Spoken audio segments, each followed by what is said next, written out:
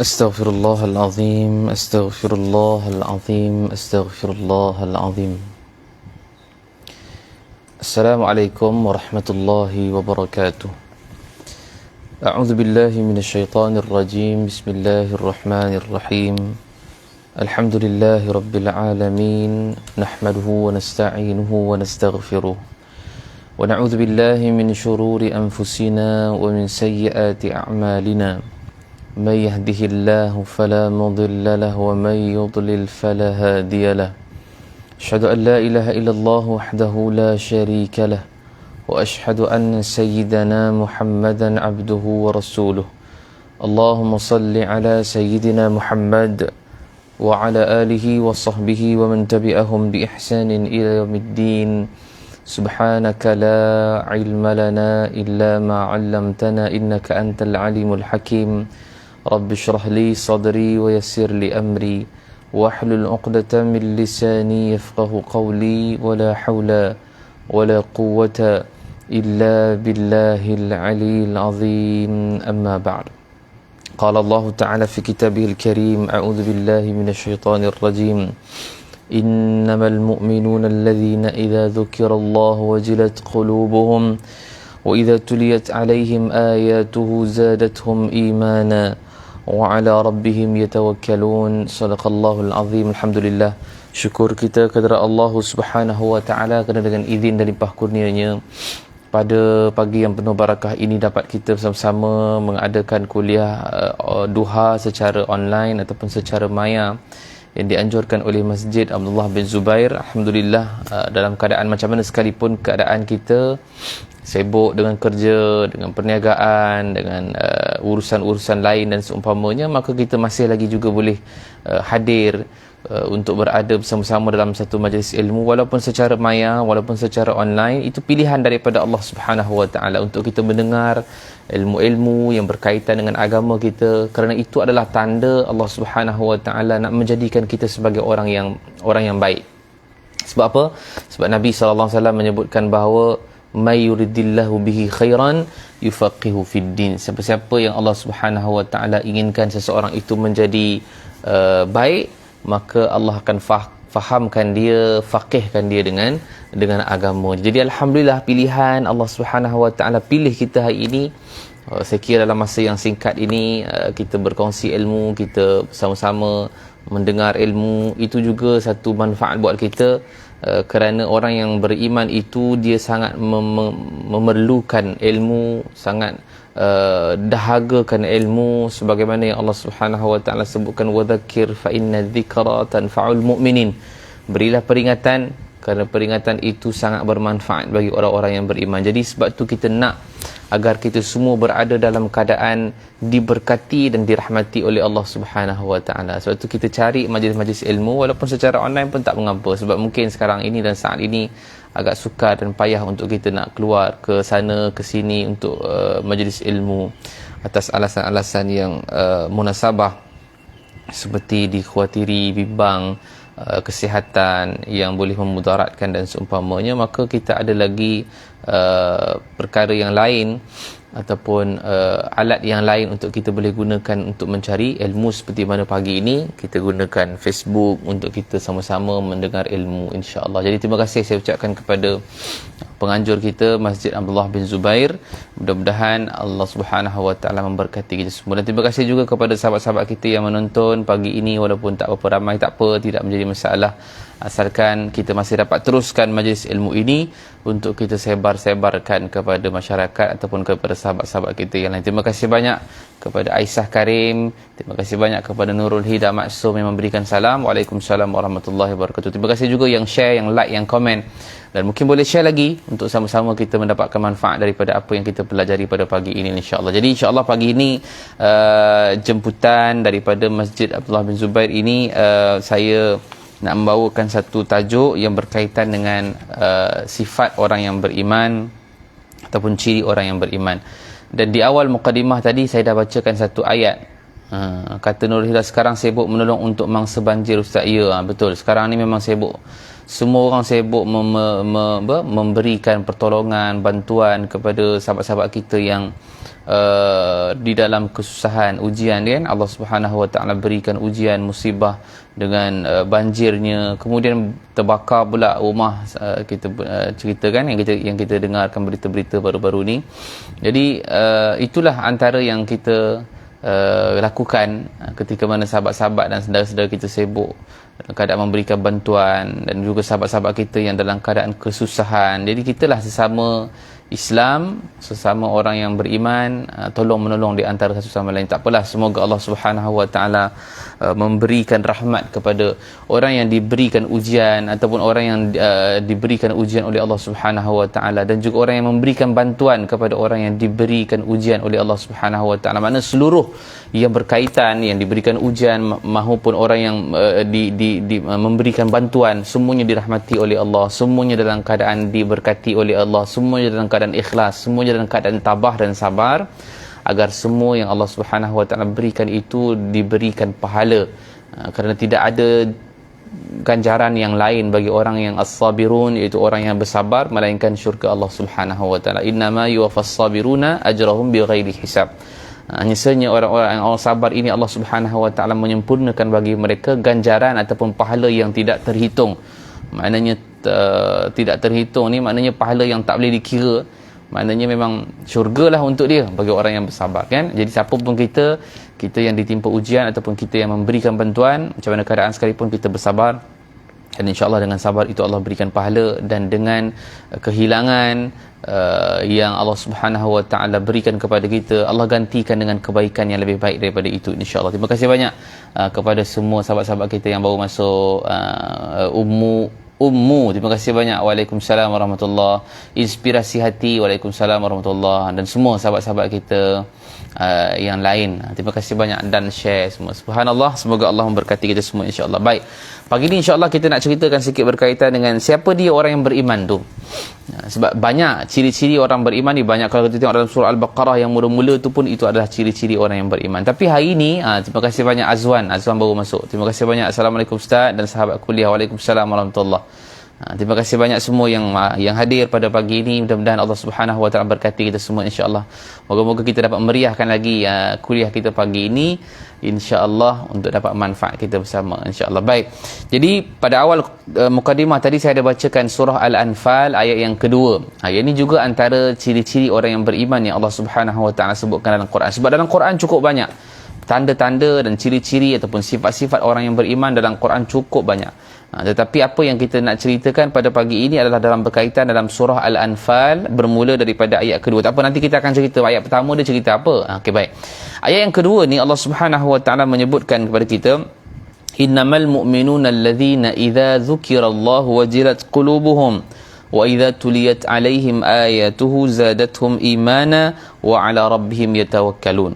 Surah Al-Anfal ayat kedua. Terima kasih banyak Rosmah Lama, terima kasih banyak Nurul Hidayah yang tulis poin-poin kita. Kata Allah Subhanahu Wa Taala, hanya senya orang-orang yang beriman itu adalah orang yang apabila disebutkan nama Allah maka bergetar hati mereka. Wa idza tuliyat alaihim ayatuhu zadatuhum imana, dan apabila dibacakan ayat-ayat Allah maka naik iman dia, bertambah imannya. Wa ala rabbihim yatawakkalun. Kita akan bincangkan nanti. Dalam ayat yang kedua ini Allah Subhanahu Wa Taala menyebutkan di dalam surah Al-Anfal. Al-Anfal ni adalah maksudnya harta rampasan perang. Harta rampasan perang. Kalau harta rampasan perang, kita ada nama lain dalam bahasa Arab, dia panggil Al-Ghanimah. Al-Ghanimah juga adalah harta rampasan perang. Tapi Allah tak gunakan dalam surah ni, ataupun nama surah ini adalah surah Al-Ghanimah, tak. Allah gunakan kalimah surah Al-Anfal, juga merujuk kepada harta rampasan perang ataupun harta lebihan. Kita panggil harta lebihan. Harta lebihan. Jadi bila kita sebutkan sebagai surah Al-Anfal, bermaksud ayat ini ataupun cerita dalam surah ini pastinya dia akan berceritakan berkaitan dengan harta rampasan. Maka harta rampasan ni, kalau kita tengok daripada sudut asbabun nuzul ayat ini, cerita ni dalam surah Al-Anfal bermula daripada ayat pertama lagi. Sebab bila mana dalam keadaan kita tengok berlakunya peperangan. Peperangan ni yang paling besar berlaku di zaman ataupun di masa Nabi SAW berada di Madinah adalah dalam peperangan Badar. dalam peperangan Badar. Tapi sebelum perang Badar ada lagi perang-perang yang lain, dia panggil Sariyah, dia perang yang kecil. Tapi dalam keadaan zaman Nabi SAW di Madinah, perang yang paling besar adalah perang Badar. Jadi bila berlaku perang Badar, Islam menang. Sebab kita tahu perang Badar, saya tak ceritalah berkaitan dengan perang Badar ni pasal panjang cerita dia kan. Pasal kita tahu perang Badar ini bermula asalnya daripada Nabi SAW nak mengambil balik harta rampasan ataupun harta-harta orang-orang Mekah, orang-orang yang muhajirin ini, untuk nak dapatkan balik pada orang-orang yang musyrik ni di Mekah. Cuma tiba-tiba dalam keadaan orang-orang musyrikin ini telah salah faham, dia katakan bahawa Nabi nak berperang pula dengan orang-orang yang musyrik di Mekah ni tadi. Akhirnya mereka pun himpunkan tentera-tentera 300 orang sahaja di kalangan orang-orang Islam termasuk Nabi SAW, dan jugalah 1000 orang tentera orang-orang Quraisy yang nak menentang orang-orang Islam di Badar. Subhanallah, kalau 1000 dengan 300 orang, maknanya satu nisbah 3, tuan-tuan. Maknanya memang secara logik akalnya payahlah nak menang. Tapi kuasa Allah memberikan kepada orang-orang Islam kemenangan kali pertama yang amat besar sekali, sekaligus menundukkan orang-orang sebahagian daripada orang-orang musyrikin Mekah dengan kehebatan orang-orang Islam pada ketika itu. Maka selesai daripada perang Badar, 300 orang menang menentang 1000 orang. Akhirnya ada harta pula di tengah-tengah medan perang ni. Orang bertanya, kenapa ada harta pula? Kata, mana datang harta tu, Ustaz? Baik. Di dalam peperangan dahulu, mereka sentiasa membawa anak-anak isteri mereka, maknanya ahli keluarga mereka, dibawa sekali untuk berperang. Dan juga harta-harta mereka dibawa sekali dalam medan perang. Kenapa? Untuk menjadi semangat mereka berperang, supaya dalam keadaan aku tak boleh mati dalam peperangan ni, aku tak boleh kalah dalam peperangan ni. Kalau aku kalah, maka orang-orang ataupun keluarga aku akan ditawan, harta aku akan dirampas. Dia menjadikan sebagai punca semangat untuk orang yang nak berperang ni lah. Mana tak kira siapa pun, mereka akan bawa harta, mereka akan bawa ahli keluarga. Jadi siapa yang kalah dan seumpamanya, maka mereka akan serahkan harta itu dan juga akan berikan keluarga dia sebagai orang tawanan. Tu yang ada orang tawanan tu, asiran tu, orang tawanan, harta rampasan, al-anfal ataupun al-ghanimah yang kita nak ceritakan lah ni. Tapi bila dalam keadaan perang Badar, ini perang yang berlaku, perang besar. Jadi pertama kali berlaku harta rampasan ni. Jadi bila ada harta rampasan ni dalam keadaan orang musyrikin punya harta, maka orang Islam pun ditanya-tanya, macam mana harta ni kita nak bahagikan ni? Maknanya kita nak bagi kepada siapa? Bagi pada Rasul saja ke, ataupun bagi pada Nabi saja ke, ataupun bagi pada kita semua, bagi sama rata ke, macam mana? Mereka tanya Nabi SAW. Dia kata, Rasulullah, macam mana harta rampasan ni, al-anfal ni, al-ghanimah ni, macam mana ya Rasulullah? Adakah kita dapat sekali ataupun kita bagi pada Nabi saja, ataupun macam mana keadaannya? Maka Allah turunkan ayat surah Al-Anfal, ayat mula-mula sekali, ayat yang pertama. Maka Allah sebutkan, yas'alunaka 'anil anfal. Mereka bertanya kepada kamu, yas'alunaka ya Muhammad, mereka tanya pada kamu wahai Muhammad, 'anil anfal, berkaitan dengan al-anfal, berkaitan dengan harta rampasan. Maka kata Allah Subhanahu wa taala, qul, katakan pada mereka. Siapa mereka? Mereka yang bertanya tentang al-anfal tadi, mereka yang bertanya tentang al-ghanimah tadi. Qulil anfalu lillahi war rasul. Harta rampasan itu hanyalah milik Allah dan juga Rasul sahaja.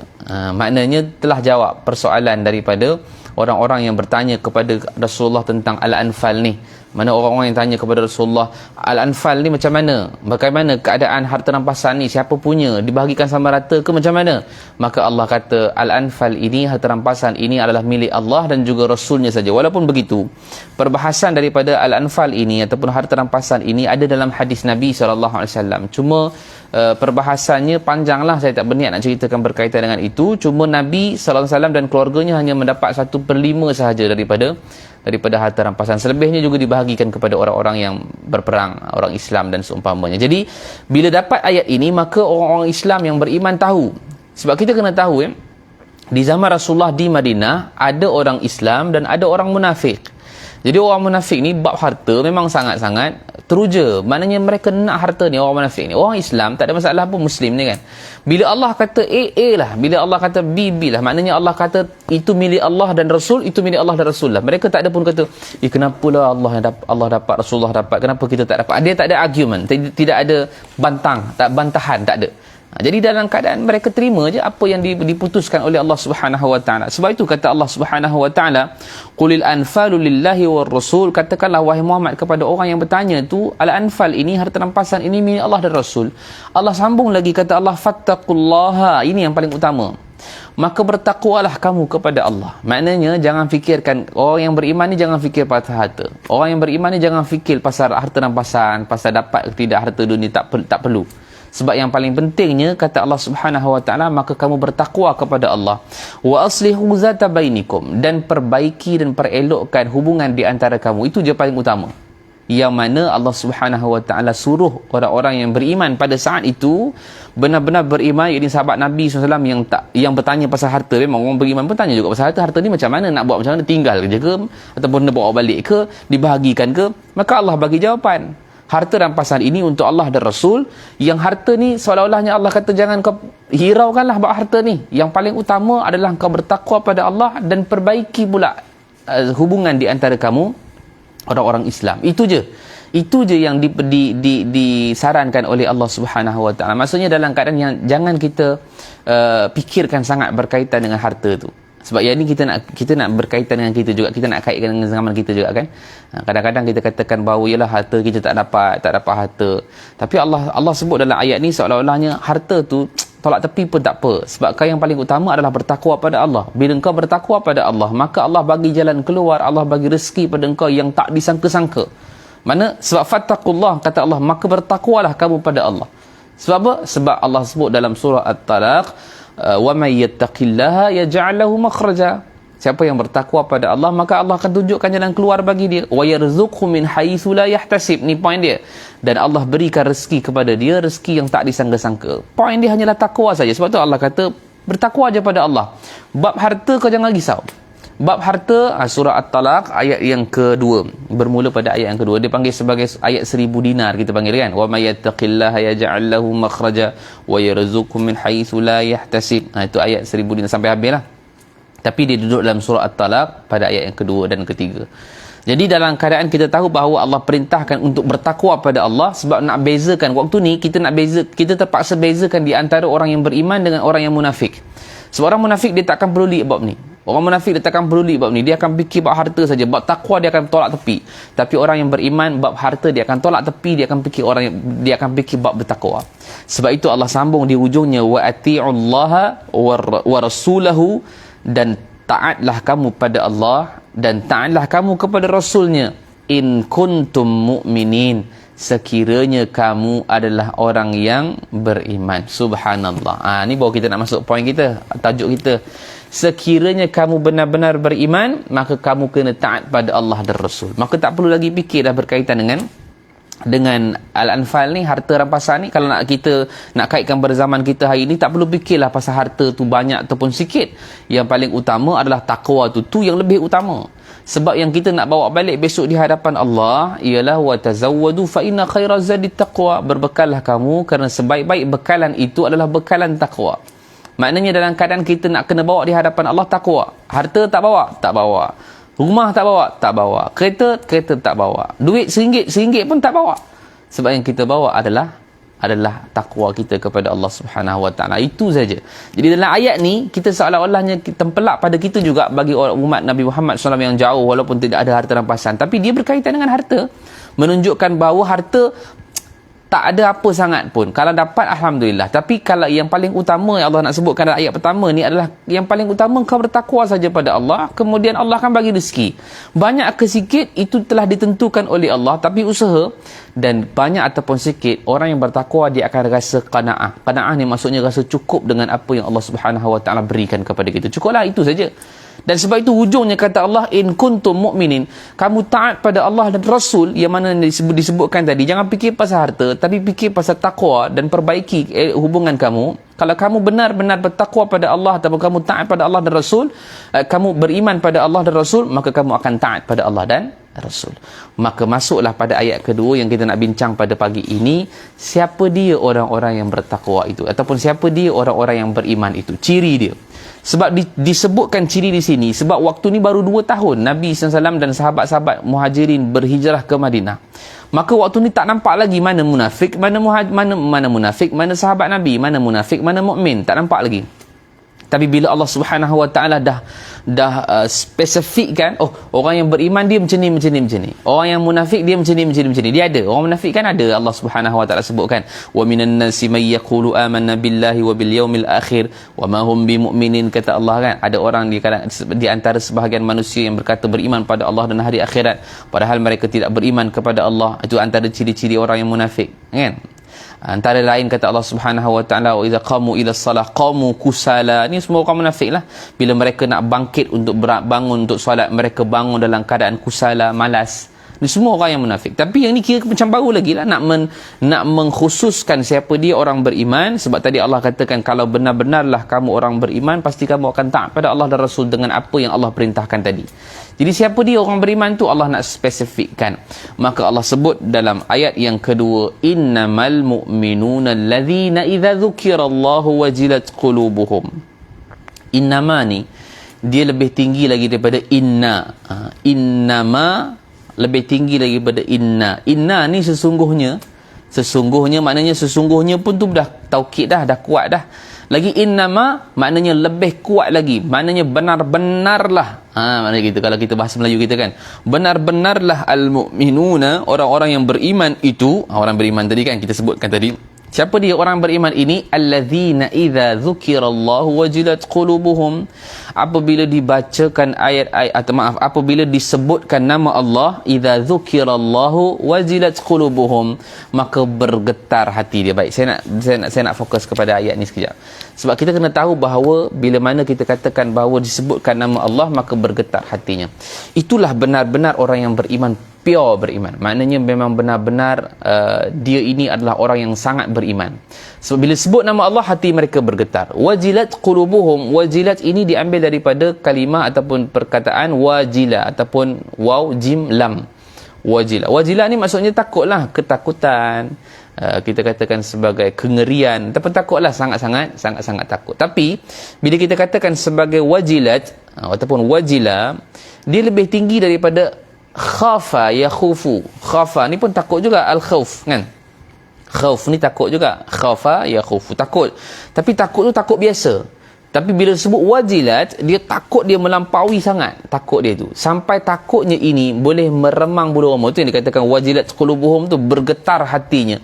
Maksud bergetar hati ni maksudnya menyebabkan bulu roma dia jadi beremang. Ni beremang bulu roma. Kita pun pernah rasa bulu roma meremang kan. Maknanya dalam keadaan bila kita rasa bulu roma meremang, bila kita tengok cerita hantu kan, bila kita dengar pasal hantu, bila kita cerita pasal hantu lah, maka kita dapatlah rasa meremang bulu roma. Itu wajilat dia panggil. Jadi orang-orang yang benar-benar beriman, bila disebutkan nama Allah, meremang bulu roma dia. Pasal apa? Pasal dia kenal Allah, dia takut pada Allah Subhanahu Wa Taala. Kita meremang bila sebut nama hantu, Pontianak, hantu raya, kita cerita pasal pukul, sekarang tak ada lah, pagi-pagi betul kan. Jadi bila dalam keadaan pukul 1 pagi gitu kan, kita dalam keadaan cerita pasal hantu, tiba-tiba rasa meremang lah bulu aku. Itu wajilat dia panggil. Dia jadi ketakutan yang melampaui batas. Bukan melampaui batas, ketakutan yang melampau-lampau. Maknanya lebih lagi daripada khauf, daripada khafa yakhufu. Jadi bila orang yang beriman ini, Allah Subhanahu Wa Taala sifatkan siapa dia yang benar-benar beriman ini adalah orang yang bila mana disebutkan nama Allah, dia jadi bergemang. Kena cek balik diri kita lah. Sebut nama Allah ni bila Ustaz? Sebut nama Allah ni bila kita baca Quran, kita sebut nama Allah. Azan kita dengar nama Allah. Maknanya apa saja yang berkaitan dengan sebutan nama Allah itu, maka kita dalam keadaan ketakutan. Maknanya dia kenal Allah. Kita katakan bahawa Allah sedang dengar kau ni, jangan buat. Jadi dalam keadaan dia takut, nak buat dosa, nak buat maksiat, itu pun dipanggil sebagai ketakutan lah tu. Ataupun dalam keadaan dia sedang buat dosa dan maksiat, tiba-tiba dia teringat kepada Allah, itu juga dipanggil sebagai ketakutan lah tu.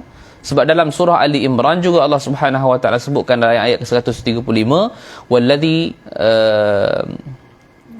Allah Subhanahu Wa Taala sebutkan alladzina la lupalah pagi ni pula, lupa pula ayatnya. Sekejap walladzina idza fa'alu fahishatan aw zalamu anfusahum zakarullah fastaghfaru li dhunubihim wa may yaghfiru dhunuba illa Allah. Itu ayat dia 135 surah Ali Imran. Allah kata walladzina idza fa'alu fahishatan aw zalamu anfusahum dzakarullah. Orang-orang yang apabila dia melakukan fahisyah, perbuatan keji dan menzalimi diri sendiri, zakarullah, mereka tiba-tiba teringat Allah. Zakarullah tu samalah dengan alladzina idza dzukirallahu. Makna bila teringat akan Allah, dia teringat akan Allah, dia fikir pasal Allah ketika mana buat dosa dan maksiat. Allah kata fastaghfaru li dhunubihim. Mereka terus istighfar pada Allah. Mereka terus bertaubat kepada Allah. Sebab apa? Sebab tidak ada orang yang boleh fastaghfaru li dhunubihim. Orang minta ampun di atas dosa-dosanya. Wa may yaghfiru dhunuba illa Allah. Sebab tidak ada orang lain yang boleh mengampunkan dosa melainkan Allah saja. Jadi orang tu juga termasuk dalam kalangan orang yang beriman. Pasal apa? Di tengah buat dosa dan maksiat, dia boleh berhenti. Pasal apa? Dia teringat Allah sedang dengar dia. Allah sedang lihat dia. Itu panggil orang beriman pure tu. Kita tak boleh lagi berdosa. Memang hari-hari kita terdedah dengan dosa. Hari-hari tengok TV boleh terdedah dengan dosa. Tengok handphone boleh terdedah dengan dosa. Keluar pergi jumpa kawan terdedah dengan dosa. Duduk dalam rumah pun terdedah dengan dosa. Tak duduk seseorang pun boleh duduk terdedah dengan dosa. Maknanya kita sentiasa terdedah dengan dosa. Tapi orang yang benar-benar beriman kepada Allah Subhanahu Wa Taala, maka dia segera terus ingat pada Allah, istighfar pada Allah. Termasuk juga dalam ayat ni. Kan satu kita katakan bahawa orang yang benar-benar beriman, innamal mu'minuna allazina idza dzukirallahu wajilat qulubuhum. Dia rasa takut. Kenapa dalam keadaan dia buat dosa dan maksiat dia tiba-tiba teringat pada Allah? Sebab dia takut. Kalau dia tak takut, maka dia tak akan berhenti dan dia tak akan istighfar. Tapi sebab dia takut. Kenapa dia bila jadi takut? Sebab dia kenal Allah. Satu saya sebutkan tadi pada ayat ini, bagaimana untuk menghadirkan perasaan takut kita kepada Allah. Tak ada jalan lain untuk kita nak takut kepada Allah, melainkan kita kena kenal Allah ni siapa. Sebab kadang-kadang kita katakan bahawa kita kenal Allah. Saya kenal Allah. Ialah siapa Allah? Allah tu Tuhan saya. Betul, Tuhan. Tapi kenal ataupun tidak? Hanya ataupun kenal nama semata-mata? Kenal nama saja semata-mata ataupun macam mana? Kan? Kenal nama semua orang tahu. Tapi macam kita katakan kita kenal Allahyarham Tuan Guru Nik Abdul Aziz kan? Nik Aziz kan kita katakan Allahyarham Tuan Guru Nik Aziz. Mungkin orang yang tahu namanya saja akan rasa okey biasalah dia ulama biasa. Tapi orang yang mungkin kenal dia, dah pernah duduk dengan dia, dah pernah dengar dia bersembang, dah pernah dengar majlis ilmu dia, dia akan rasa macam subhanallah, rasa macam nak peluk je tu Allahyarham Tuan Guru Nik Aziz kan, rasa tawaduk dia macam tu rasanya. Maksud apa? Maksudnya kalau orang yang tak pernah duduk bersama-sama, orang yang tak pernah kenal Tuan Guru Nik Abdul Aziz ni, maksudnya dalam keadaan dia hanya kenal nama saja kan, siapa dia Tuan Guru? Oh dia ulama hebat, macam tu saja. Rasa pun tak ada rasa sangat. Pasal apa? Dalam keadaan dia hanya kenal nama saja. Tapi kalau orang yang pernah duduk dengan dia, pernah duduk dalam majlis ilmu dia, pernah sembang dengan dia, pernah borak dengan dia, dia tahu bagaimana akhlak dan sifat Tuan Guru Nik Abdul Aziz ni. Macam itulah kalau kita katakan bahawa kalau kita kenal Allah hanya sekadar nama saja, maka dia akan kata Allah tu Tuhan saya, itu saja. Tapi dia tak boleh rasa apa-apa. Tapi kalau orang yang kenal Allah, dia belajar sifat-sifat Allah, Allah Maha mendengar, Allah Maha melihat, ihsan, dalam keadaan Allah memerhatikan sentiasa apa yang kita buat, dia kenal Allah satu persatu, maka itu dia akan menyebabkan wajilat qulubuhum, hati mereka akan bergetar, bulu roma mereka akan naik. Sebab apa? Sebab mereka kenal Allah dengan sekenal-kenalnya. Macam tu cara dia.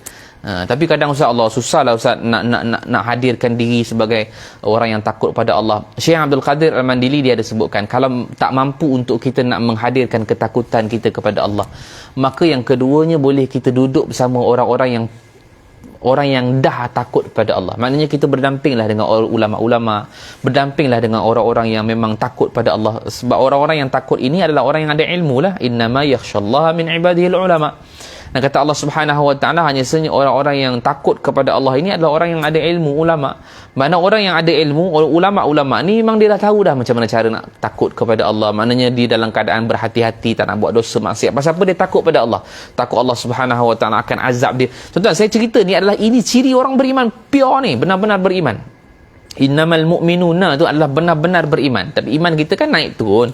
Jadi mungkin kita boleh sampai cecah sampai atas, boleh mungkin cecah sampai bawah. Wallahu a'lam, tak tahu. Tapi inilah sebenarnya hakikat yang kita katakan bahawa Kalau kita tak mampu nak menghasilkan ketakutan tu sendiri, hari ni kita belajar. Macam mana Ustaz nak takut? Tak boleh lah Ustaz berdamping dengan orang-orang yang dah pun takut pada Allah ataupun orang yang ada ilmu, ulama dan seumpama. Pasal apa? Pasal mungkin kita akan ikut jejak langkah dia. Kita akan lihat bagaimana dia buat, amalan dia, akhlak dia. Maka automatik kita akan ikut dia. Syekh Abdul Qadir Al-Mandili dia bagi satu perumpamaan. Macam mana? Dia bagi tahu kepada kita, kalaulah ada seorang budak kecil, dia nampak sedang main-main, dia nampak seekor ular lalu depan dia. Dia nampak seekor ular lalu depan dia. Dia takkan takut pasal dia tak kenal ular tu. Ular tu dia kata dia anggap sebagai permainan lah, maka dia pun ambil ekor ular tu, dia pusingkan ekor ular. Tapi ular besar lah. Kalau kecil tak ada masalah sangat. Tapi tak kisahlah kecil ke besar ke. Tapi budak-budak yang dia anggap sebagai kanak-kanak lagi, dia tak akan tahu sifat ular itu memudaratkan. Jadi dia tak akan takut. Jadi dia duduk seorang-seorang, dia tengok ular tak ada apa, dia ingat macam permainan, dia pun main. Tiba-tiba ayah dia datang. Bila ayah dia datang, dia tengok ada ular dekat situ, ayah dia jadi takut. Pasal apa ayah takut? Anak dia tak takut. Pasal ayah dia dah tahu dah, ular ini memudaratkan. Maka dia takutlah dengan ular tu. Pasal ayah dia dah kenal, ular ni macam mana? Ular ni belit, ular ni boleh patuk, ular ni boleh macam-macam. Tapi budak tadi pasal apa tak takut? Pasal budak tu tak kenal. Jadi bila dia dah duduk dengan ayah dia tadi, budak yang tadi ni tengok muka ayah dia dalam keadaan takut, automatik budak ni akan jadi takut. Pasal apa? Pasal dia tak tahu bahawa benda tu boleh memudaratkan. Jadi dia tengok muka ayah dia takut. Jadi dia pun takut. Ayah dia lari, dia pun akan lari. Pasal apa? Pasal ayah dia tahu bahawa ular itu boleh memudaratkan, anak dia tak tahu yang boleh memudaratkan, ular tu tak yang boleh memudaratkan. Maka dia pun lari ikut ayah dia, sebab ketakutan itu boleh datang kepada anak dia tadi sebab dia lihat ayah dia tadi dalam keadaan ketakutan. Maka dia pun takut jugalah dengan ular tu sebab dia tengok ayah dia takut. Samalah dengan situasi untuk nak menghasilkan takut sekarang ni. Kalau kita tak boleh nak menghasilkan sendiri, maka duduk dengan orang yang dah takut pada Allah, beriman pada Allah, ada ilmu. Maka bila mereka takut, kita juga akan jadi takut. Mereka beriman, kita juga akan jadi beriman. Mereka beramal, kita juga akan jadi beramal. Maka daripada situlah kita akan belajar bagaimana cara untuk takut kepada Allah Subhanahu Wa Taala. Itulah sebenarnya orang yang beriman, pure beriman. Maknanya sebenar-benar beriman, pure betul. Sebab apa? Sebab bila disebutkan nama Allah, maka hati mereka bergetar. Wajilat qulubuhum. Kemudian kata Allah, wa idza tuliyat alaihim ayatuhu zadatuhum imana. Subhanallah. Dan kata Allah, apabila dibacakan ayat-ayat Allah, ayat Quran kan, dibacakan ayat Allah, zadatuhum imana, maka imannya bertambah. Baik, dalam ayat inilah memberitahu kepada kita bahawa al-imanu yazidu wa yanqus. Iman itu bertambah dan berkurang. Yazidu bitta'at wa yanqus bil ma'asi. Dia bertambah kerana taat kepada Allah dan berkurang kerana melakukan maksiat. Jadi ayat ni yang menunjukkan bahawa iman kita bertambah dan kurang. Hari ni kita tahu bahawa hari ni sekarang ni kita mungkin tengah iman naik lah. Sekejap lagi tak tahu, wallahualam mungkin turun balik.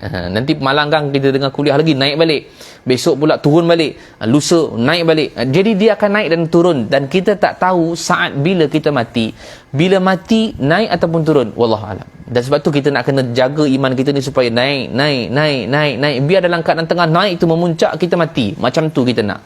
Tapi kalau kita rasa kita boleh leka, boleh naik, alah sekejap Ustaz, kita bukan nak kena fokus pada agama saja. Boleh, tak ada masalah. Tiba-tiba turun iman kita, mati ketika itu, habis. Na'udzubillah min zalik. Tu yang kita kata bahawa kita kena jaga iman kita duk naik. Biar dia naik tinggi. Maknanya jagalah iman kita tu. Macam hari ni kan kita jaga. Lepas tu kejap lagi lepas ni iman tengah naik lah tu. Jangan buat benda-benda yang boleh menjatuhkan iman kita. Hari ni bagus dah, alhamdulillah, kita duk dengar baca Quran, kita dengar ilmu dan seumpama. Kejap lagi pula boleh duduk dengan kawan mengumpat pula. Habis iman turun balik. Nak naikkan balik bila ni? Ni memang dah tengah turun ni. Jadi naikkan bila? Bila kita baca ayat Quran, bila kita beramal, kita beriman, kita beribadat, baru dia naik balik. Kalau tak sempat beriman, beribadat, bertaubat, turun. Masa itulah akan turun dan turun. Sebab itulah pada ayat ini, subhanallah, kita faham bahawa ayat itu, iman itu bertambah dan juga berkurang. Jadi dengan cara macam mana yang Allah Subhanahu Wa Taala sebutkan bahawa dia bertambah dan berkurang? Yang pertama kita sebutkan tadi, wa idza tuliyat alaihim ayatuhu zadatuhum imana. Apabila dibacakan ayat-ayat Allah, maka bertambah iman dia. Subhanallah. Mana dibacakan ayat Quran, maka bertambah iman dia. Orang munafik, bila ayat Quran turun, dia tidak bertambah iman. makin kufur dia pada ayat Quran tu. Dalam ayat surah At-Taubah ayat 124 Allah gambarkan, Allah ceritakan pada kita. Apa dia? Allah Subhanahu Wa Taala sebutkan dalam surah At-Taubah, ni untuk orang munafik bila turun ayat. Surah At-Taubah ayat 124 kata Allah, wa idza ma unzilat suratun, dan apabila diturunkan satu surah, faminhum may yaqulu, maka di antara mereka ada yang mengatakan, mereka ni orang munafik di antara mereka orang munafik ini ada yang mengatakan, ayyukum zadathu hadhihi imana, maka adakah di antara kamu semua ni tambah iman dia bila dengan surah ini. Macam ni gitu orang yang munafik ni, bila turun je ayat wahyu pada Nabi SAW, maka orang yang munafik ni berbisik-bisik dan bercakap sesama mereka, kau iman naik ke bila turun ayat ni? Iman kau naik ke bila turun ayat? Turun ni iman kau boleh naik ke? Mana mereka ni merasakan bahawa takkan boleh naik iman mereka bila mana dalam keadaan wahyu tu turun. Sebab dibacakan ayat Quran pada mereka pun tidak dapat naik iman mereka. Tapi berbeza kepada orang yang beriman, Allah sambung lagi dalam surah At-Taubah ayat 124 juga, kata Allah, fa'ammal ladzina amanu, maka adapun orang yang beriman, fazadathum imanan, maka boleh tambah imannya dengan sebab wahyu itu turun, dibacakan ayat-ayat Quran, subhanallah. Maka itu yang menyebabkan bahawa mereka ini ditambah imannya, wahum yastabsyirun, maka mereka merasakan kegembiraan. Sebab apa gembira? Sebab bila dibacakan ayat-ayat Quran, iman mereka bertambah. Beza dengan orang munafik, bila dibacakan ayat Quran, mereka makin turun ayat iman mereka. Tuan-tuan, ini bukan untuk zaman Nabi, ini untuk kita. Jadi hari ini ayat Quran ni menjadi pegangan kita. Kita baca ayat Quran hari ini, adakah iman kita bertambah? Ataupun kita rasa biasa saja, tak ada apa-apa? Subhanallah. Check list balik diri kita, iman kita bagaimana. Adakah kita bacakan ayat Quran tadi, subhanallah, kita rasa agungnya Allah. Kalau kita rasa macam tu, itu tanda bahawa iman kita tambah. Tapi kalau kita baca Quran rasa tak ada apa pun, relax je. Sebab tu saya tak suka bila mana ada majlis-majlis kenduri dan seumpamanya dia pasang ayat Quran. Bukan tak boleh pasang ayat Quran, boleh, tapi bila pasang ayat Quran ini kena pastikan semua orang dengar. Mana kalau dia nak pasang ayat Quran, contohnya sebelum pengantin nak masuk dia baca ayat Quran, jadi semua orang tumpu kepada ayat Quran yang dibaca, okey, no problem. Tapi kalau tengah kenduri kahwin dipasangkan ayat Quran di speaker ataupun MC pasang ayat Quran, bacaan surah apa-apa saja, tapi dalam keadaan semua orang tengah sibuk makan, tengah ambil makanan, bersembang, offkan saja, tutupkan saja ayat Quran. Sebab apa? Bimbang dibacakan ayat Quran tapi tak ada orang dengar. Itu bukan tujuan Allah Subhanahu Wa Taala turunkan Quran. Maka tak perlulah, kalau betul-betul nak pasang, pastikan semua orang boleh dengar dulu ayat Quran tu, pasanglah, tak ada masalah. Tapi kalau orang tengah bersembang, ambil makanan dan seumpamanya, maka tak perlulah kita pasang ayat Quran. Sebab benda itu boleh menjejaskan iman kita, tuan-tuan. Boleh menjejaskan iman kita. Sebab Allah sebut, wa idza tuliyat alaihim ayatuhu zadathum imana. Bila dibacakan ayat Quran, maka tambah iman dia. Jadi orang yang dengar Quran tiba-tiba dalam keadaan tak tambah iman apa-apa, itulah boleh di-charge ataupun dicopkan sebagai orang yang munafik. Tapi kita tak boleh cop lah. Cuma nak sebutkan bahawa itulah tanda beza di antara orang beriman dengan orang yang munafik. Orang yang munafik dalam keadaan dia tidak boleh naik iman dia bila dibacakan ayat Quran, tak ada. Jadi hari ini kita nak sebut pasal ini supaya kita boleh naik iman kita bila kita dengar ayat Quran, ataupun kita boleh dengar nama Allah, ataupun apa sahaja orang cerita pasal ilmu, tazkirah, ceramah, tiba-tiba iman kita naik, maka itu sebenarnya tanda kita beriman kepada Allah. Walaupun iman tak memuncak naik pun tak apa, tapi ada nampak kesan naik, itu pun telah memadai. Cukup. Sebab apa? Sekarang kita nak bagi naik iman kita, naik dan naik, biar kemuncak, ketika itu biar kita meninggal dunia. Itulah yang paling bagus ataupun yang paling terbaik untuk kita nak. Tapi bukanlah masuk bunuh diri maknanya biar dalam keadaan naik iman kita sepanjang kehidupan kita. Kalaulah ditakdirkan mati kita pada hari itu, iman kita sedang memuncak. Jadi itu antara yang pertama yang kita boleh sifatkan siapa dia orang beriman itu. Orang yang beriman itu apabila dibacakan ayat Al-Quran dan disebutkan nama Allah, bergetar hatinya dan iman mereka naik. Yang keduanya kata Allah Subhanahu Wa Taala, siapa lagi orang yang beriman ini? Wa ala rabbihim yatawakkalun, dan ke atas Tuhan mereka bertawakal. Maknanya orang beriman ini dia serahkan urusan kepada Allah Subhanahu Wa Taala. Orang munafik tak serah. Orang munafik tak serahkan urusan kepada Allah. Orang munafik dia tak percaya pada Allah, serah buat apa? Tapi orang yang beriman, dia serahkan bulat-bulat kepada Allah. Tetapi maksud tawakal ini baik, saya nak sebutkan wa ala rabbihim yatawakkalun. Yatawakkalun ini tawakal.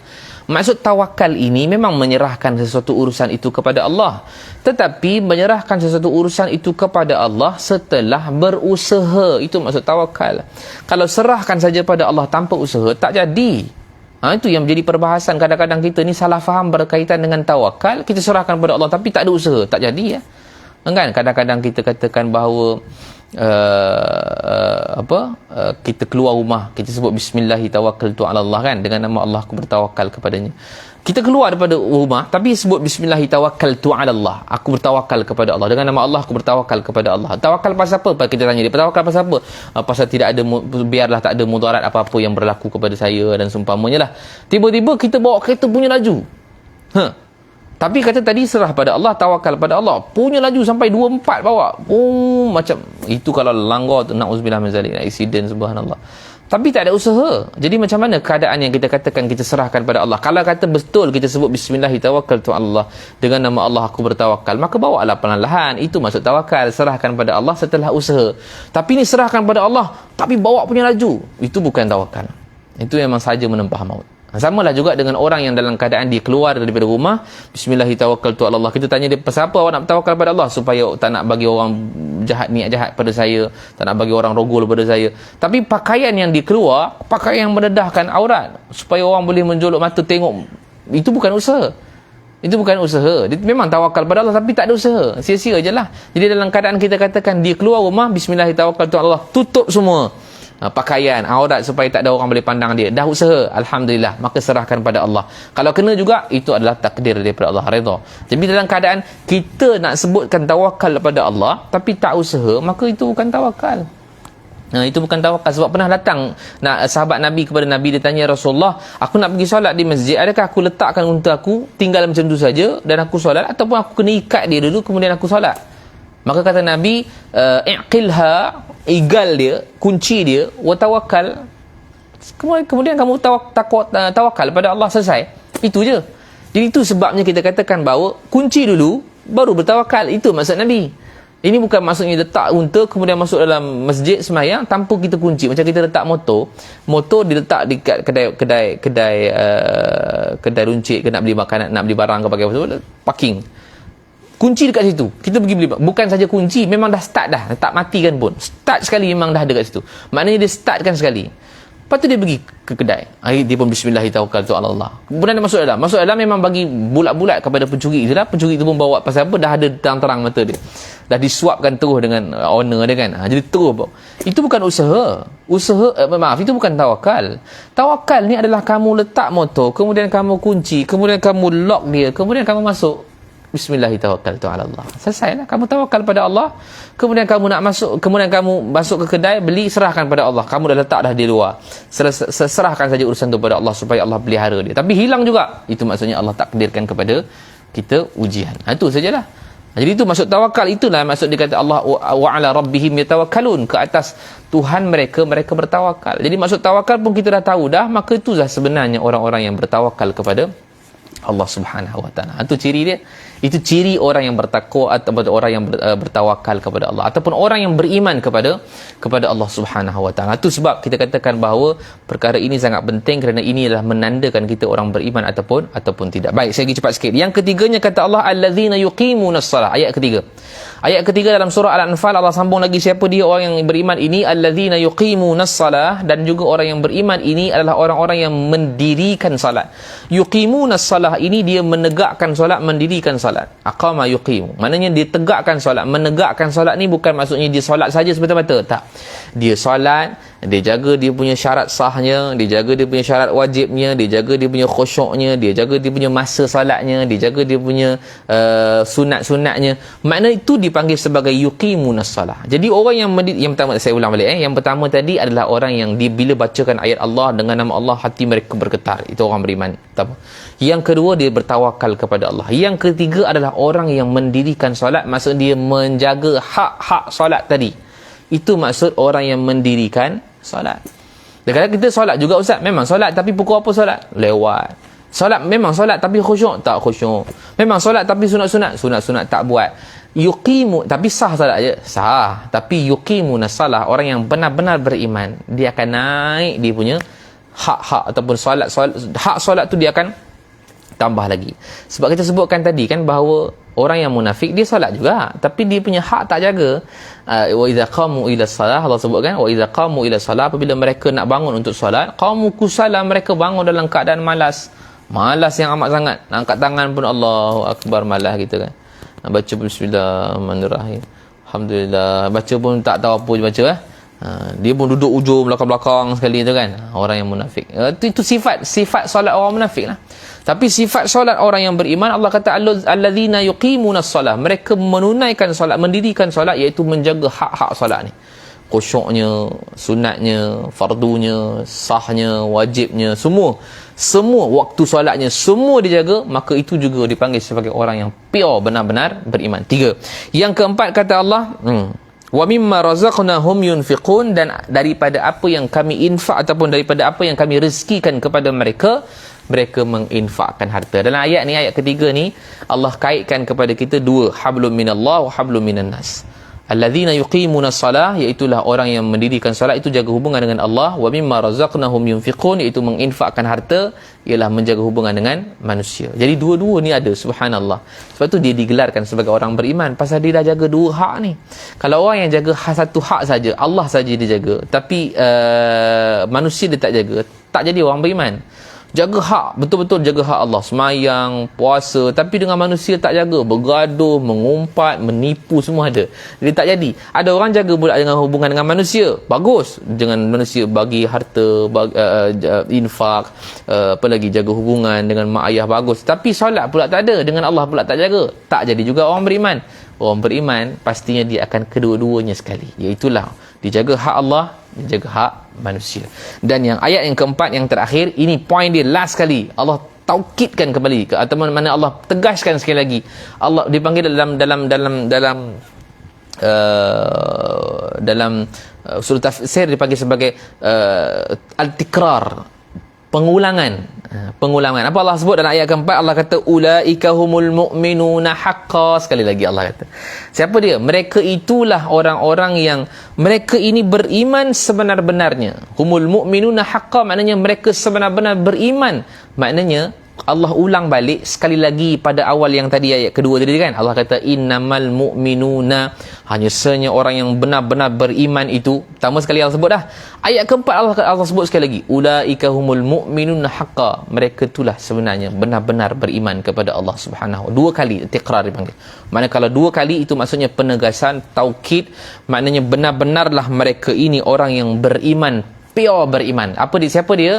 Orang yang bila disebutkan nama Allah bergetar hati mereka, bila dibacakan ayat-ayat Quran, iman mereka akan bertambah. Kemudian kepada Allah mereka bertawakal, kemudian mereka menunaikan hak-hak salat, mereka menginfakkan harta. Yang keempat, kemudian mereka inilah sebenarnya benar-benar beriman. Kata Allah, lahum darajatun inda rabbihim, mereka akan dapat darjat yang tinggi di sisi Allah Subhanahu wa taala. Ini dia punya ganjaran. Orang-orang yang benar-benar beriman tadi, apa ganjaran dia? Esok di hari akhirat Allah akan naikkan darjatnya tinggi. Itu yang Allah katakan, inna akramakum indallahi atqakum. Orang yang mulia di sisi Allah ialah orang yang paling tinggi takwanya. Maknanya orang ini diangkat darjatnya oleh Allah, orang yang takwa, orang yang beriman. Jadi ayat ni pun sama, Allah kata lahum darajatun inda rabbihim, mereka orang beriman ini akan dinaikkan darjatnya oleh Allah. Kemudian dia dapat apa lagi? Wa maghfiratun, kemudian Allah berikan keampunan kepada mereka. Subhanallah, dua dah. Tadi Allah kata yang pertama, kalau dia orang beriman ni, dia akan dinaikkan darjat oleh Allah. Yang kedua, pengampunan Allah Subhanahu wa taala beri. Habislah dosanya, habis. Jadi kalau dosa habis, pergi mana Ustaz? Yang ni Allah kata warizkun karim, dan rezeki yang sangat mulia, sangat agung, iaitulah syurga Allah Subhanahu wa taala. 3 kelebihan yang dia dapat kalau dia adalah orang yang beriman, iaitulah darjatnya diangkat, ditinggikan oleh Allah. Yang keduanya, pengampunan Allah bagi. Bila pengampunan dah habis, dosa dah habis, maka dia akan dimasukkan oleh Allah Subhanahu wa taala di dalam syurga Allah Subhanahu wa taala. Subhanallah. Maka itu sahaja ciri-ciri Allah. Saya rasa seronok kita bincang hari ini kan, berkaitan dengan ciri-ciri orang beriman. Sebab seronok kalau kita cerita berkaitan dengan orang beriman. Masa kita nak jadi seperti mana orang beriman tu, kalau boleh kan. Kalau kita ada hari ini, kita ada 4. Terima kasih yang menuliskan poin-poin kita. Ummu, terima kasih. Nurul Hida yang kita katakan sebagai menuliskan poin-poin kita kan. Maknanya ada 4 perkara yang kita perlu tahu hari ini, yang kita dah tahu hari ini, iaitulah orang yang benar-benar beriman itu adalah orang yang bila sebut nama Allah bergetar hati mereka dan iman mereka bertambah bila dibacakan ayat Allah. Yang kedua, dia bertawakal kepada Allah setelah usaha. Yang ketiga, dia adalah orang yang menunaikan hak-hak salat. Yang keempat, dia adalah orang yang menginfakkan harta. Bila dia buat keempat-empat ini, subhanallah, apa dia dapat? Dia dapat 3 kelebihan. Yang pertama, dia dapat darjat tinggi di sisi Allah. Yang kedua, dia dapat pengampunan. Yang ketiga, dia dapat masuk syurga Allah Subhanahu wa taala. Subhanallah. Amin ya rabbal alamin. Mudah-mudahan saya doakan Allah merzukna, Allah rezekikan kepada kita apa yang kita bincangkan pada hari ini, agar kita menjadi orang yang beriman, benar-benar pure beriman, dan mudah-mudahan kita akan dapat ganjaran yang Allah Subhanahu wa taala tawarkan kepada kita dalam surah Al-Anfal tadi, ayat kedua, ayat ketiga dan ayat keempat. Ayat keempat, mudah-mudahan Allah Subhanahu wa taala matikan kita dalam keadaan iman kita memuncak tinggi, dan mudah-mudahan biarlah kita mati dalam keadaan Islam, insya-Allah. Jadi insya-Allah terima kasih banyak saya ucapkan kepada penganjur kita Masjid Abdullah bin Zubair, dan juga terima kasih banyak kepada sahabat-sahabat kita yang like, yang komen, yang share. Subhanallah, tak terhitung saya nak membalasnya. Semoga Allah Subhanahu wa taala membalaskan tuan-tuan kebaikan, rezeki yang melimpah ruah, kebaikan dan seumpamanya. Terima kasih banyak kepada Siti Aziz, Nurul Hida Maksum, terima kasih banyak kepada Ummu, terima kasih banyak kepada siapa lagi, sahabat-sahabat kita Inspirasi Hati, dan ramai lagi sahabat-sahabat kita yang lain yang menuliskan komen, poin-poin kita. Semoga Allah Subhanahu wa taala yang membalas kebaikan buat tuan-tuan semua. Insya-Allah ada rezeki kita jumpa lagi yang mengikuti program kita ataupun saya lah, ceramah ataupun kuliah saya, insya-Allah temu janji kita pada hari Khamis nanti. Hari Khamis kita akan baca balik semula kitab La Tahzan Dr. Al-Qarni hafizahullah taala. Sama juga pukul 9 di Facebook saya lah, insya-Allah yang mengikuti kuliah saya lah.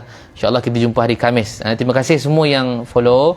Boleh juga war-warkan insya-Allah hari Khamis lusa pukul 9 pagi pukul 9 malam, 9 pagi kita akan buat live duha macam ni juga di Facebook saya, insya-Allah. Jumpa lagi pada masa akan datang. Wallahu alam. Terima kasih banyak sekali lagi.